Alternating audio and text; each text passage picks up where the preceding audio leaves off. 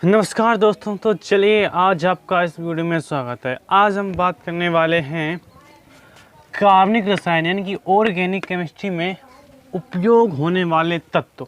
ठीक है, जो ऑर्गेनिक केमिस्ट्री की जो आपकी समस्या आज उसका समाधान आपको मिलने वाला है। तो वीडियो पूरा देखिए, एंड तक देखिएगा और चैनल को सब्सक्राइब कर दें प्लीज़, और वीडियो को अपने दोस्तों के पास शेयर कर दें। तो चलिए वीडियो को शुरू करते हैं। सबसे पहले जानते हैं कि ऑर्गेनिक केमिस्ट्री में कौन कौन से एलिमेंट यानी कौन कौन से तत्व उपयोग होते हैं। तो सबसे पहले आप देखते हैं फर्स्ट ऑफ ऑल कि कार्बन को आपने देखा होगा। कार्बन सबसे ज़्यादा कार्बन यानी कि कार्बन और कार्बन में मिल कर एक लंबी श्रृंखला बना लेता है। आपने ये देखा होगा कि कार्बन कार्बन से लंबी श्रृंखला बन जाती है। और हाइड्रोजन फिर आता है, उसके बाद नाइट्रोजन और ऑक्सीजन और हाइड्रोजन। ठीक है, अब इस हाइड्रोजन का क्या मतलब है? हाइड्रोजन यानी कि ग्रुप नंबर 17 में जितने भी एलिमेंट आते हैं वो ये हाइड्रोजन दर्शाता है। जैसे कि फ्लोरीन, क्लोरीन, ब्रोमीन और आयोडीन। ये कौन दर्शाता है? ये हाइड्रोजन दर्शाता है। यानी ग्रुप नंबर 7 कौन दर्शाता है? हाइड्रोजन दर्शाता है, जिसमें आते हैं फ्लोरीन, क्लोरीन, ब्रोमीन, आयोडीन। ठीक है, और उसके बाद जानते हैं कि एटॉमिक नंबर और एटॉमिक मास। इनके एटॉमिक नंबर और एटॉमिक मास, माना कि m हमारा कोई एलिमेंट है। ठीक है, और इसके जो ऊपर लिखा जाता है उसे कहते हैं एटॉमिक नंबर, एटॉमिक मास। क्या कहते हैं?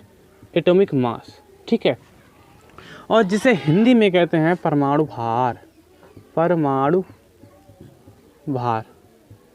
ठीक है, और जो नीचे लिखा जाता है उससे कहते हैं एटॉमिक नंबर। क्या कहते हैं? एटॉमिक नंबर, जिसे कहते हैं हिंदी में परमाणु क्रमांक। क्या कहते हैं? परमाणु क्रमांक। ठीक है, तो सबसे पहले जानते हैं कि कार्बन का एटॉमिक मास और एटॉमिक नंबर क्या होता है।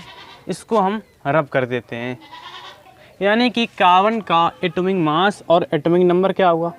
तो हम जानते हैं कार्बन का एटॉमिक नंबर 6 और एटॉमिक मास कितना होता है? 12। एटॉमिक नंबर 6 और एटॉमिक मास 12। ठीक है, यानी परमाणु क्रमांक और परमाणु, इसका एक और एक एटॉमिक नंबर, एक ही परमाणु भार।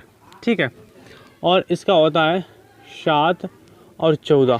ठीक है, और इसका होता है 8 और 16। और इसका अलग अलग सबका, क्लोरीन का अलग है, फ्लोरीन का अलग है, क्लोरीन का अलग है, ब्रोमीन का अलग है, आयोडीन का अलग है। तो इसे आप छोड़ दीजिए, इसे हम अगले वीडियो में बात करेंगे इन पर। ठीक है, फिर इनके जानते हैं कि इनके वैलेंस सेल में इलेक्ट्रॉन की संख्या कितनी होती है। यानी कि वैलेंस सेल में इलेक्ट्रॉनों की संख्या, जिसे कहते हैं बैलेंस सेल संयोजी कोष। हिंदी में क्या कहते हैं? संयोजी कोष। ठीक है, या वायतम कोष। तो कार्बन के संयोजी कोष में इलेक्ट्रॉन की संख्या कितनी होती है? 4। कितनी होती है? 4। और हाइड्रोजन के संयोजी कोष में इलेक्ट्रॉनों की संख्या कितनी होती है? 1। और नाइट्रोजन के संयोजी कोष में इलेक्ट्रॉनों की संख्या 5। और ऑक्सीजन के संयोजी कोष में इलेक्ट्रॉनों की संख्या कितनी होती है? 6। और इसके होती है हाइड्रोजन के 7। ठीक है, ये आपको याद रखना है कि इनके जो बैलेंस सेल में इलेक्ट्रॉनों की संख्या है वो आपको याद रखनी है। अब जानते हैं इनके लुईस डॉट सिंबल। इनके मतलब लुईस डॉट सिंबल क्या होंगे। सबसे फर्स्ट ऑफ ऑल कार्बन का लुईस डॉट सिंबल क्या होगा। अब कार्बन ये हुआ। अब माना कि हमारे पास m कोई एलिमेंट है। ठीक है, इस बात को समझना।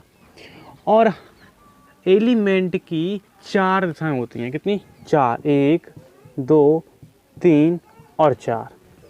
एक वैज्ञानिक थे लुईस। इस चिन्ह द्वारा हम लुईस डॉट के रूप में इसके वैलेंस सेल के इलेक्ट्रॉनों को दर्शाएंगे। ठीक है, तो आइए देखते हैं। अब मान लीजिए कि इसकी 4 दिशाएं हैं और अपने पास इसके वैलेंस सेल में इलेक्ट्रॉनों की संख्या कितनी है? 4। तो एक एक हर दिशा में इलेक्ट्रॉन हम बांट देंगे, प्रदर्शित कर देंगे। 1, 2, 3, 4। ठीक है, अब हाइड्रोजन का इसी प्रकार सिंबल लिखना है और उस पर उसके वैलेंस शेल के इलेक्ट्रॉन दर्शाने हैं। तो कितने हैं? एक। तो किसी भी दिशा में आप एक इलेक्ट्रॉन दर्शा दीजिए।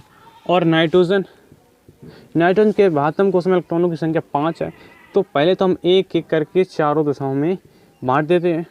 अब हमारे पास एक इलेक्ट्रॉन एक्स्ट्रा बच जाता है क्योंकि अपने लोग 4 इलेक्ट्रॉन चारों दिशाओं में एक एक बांट चुके हैं। ठीक है, तो इलेक्ट्रॉनों की संख्या कितनी बची? अभी एक बची हुई है क्योंकि हमारे पास 5 हैं और 4 हम दे चुके हैं। तो आप एक कहीं पर भी पेयर इलेक्ट्रॉन दे सकते हैं, यानी कि जिसे कहते हैं युग्मित इलेक्ट्रॉन। ये कैसा हो गया? अब 2 इकट्ठे हो गए, यानी कि इन्हें कहते हैं जोड़ा। क्या हो गया? ये जोड़ा हो गया, जिसे कहते हैं पेयर। क्या कहेंगे? पेयर। ठीक है, फिर ऑक्सीजन की बारी है।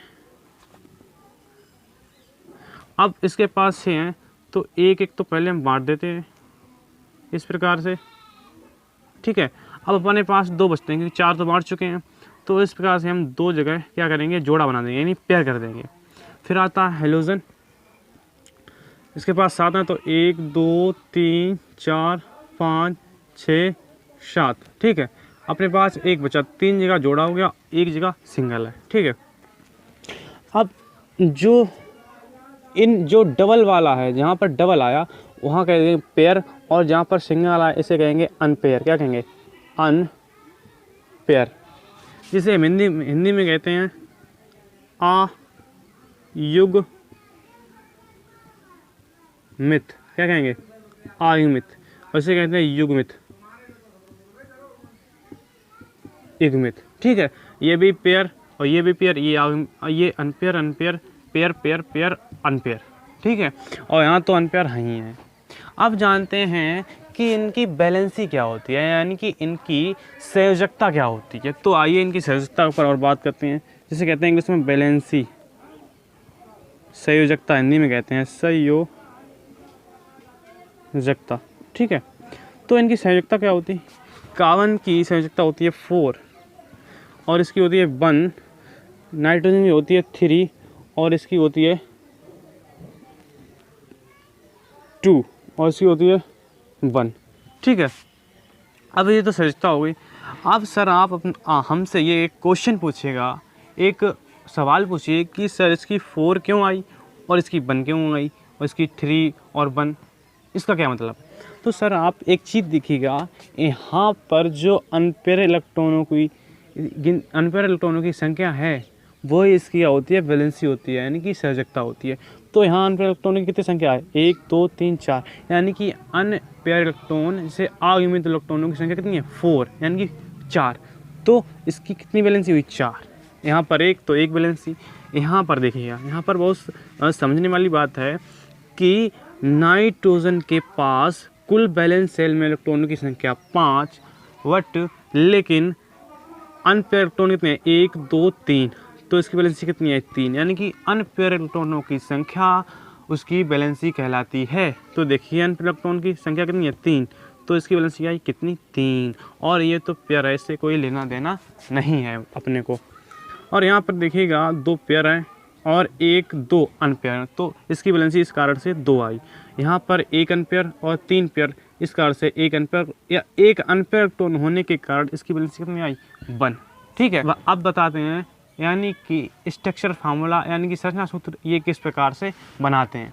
तो सबसे पहले उसका कार्बन का संकेत, और इस प्रकार से इन पर जो लुईस डॉट सिंबल है, इनके इलेक्ट्रॉन है, इस प्रकार से दर्शाते हैं।